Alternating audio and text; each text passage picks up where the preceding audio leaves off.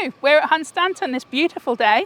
I've come down to see the emergency works on the prom, how they've started earlier this week. We are, as you can see behind me, doing some drilling. We have to ascertain exactly how big that hole is underneath. From the top of the hole, we can't actually tell. It is much larger than it appears. They've been doing emergency sheet piling to make sure that the concrete, when we put it in, doesn't come out the bottom, and repairing any cracks to the blockwork. So the emergency works, we've installed the sheet piles. They are now doing some coring at the top. That's for two reasons.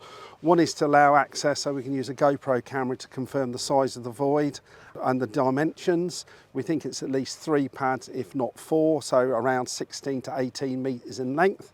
We know at the deepest point directly behind the collapse, it's 3.5 metres deep, going up to about 1/2 metre deep. And then it goes across probably about 3 or 4 metres, so about half the width of the prom. And also they're putting some larger cores in to allow access for a concrete pump. So the work this week will be to install the sheet piling, allow access, and then next week they will bring a concrete pump into the South Prom car park, and that's when we'll get the concrete mixers coming in, and they'll start pouring through those holes they've made in the prom. The first layer will be about 1/2 metre thick.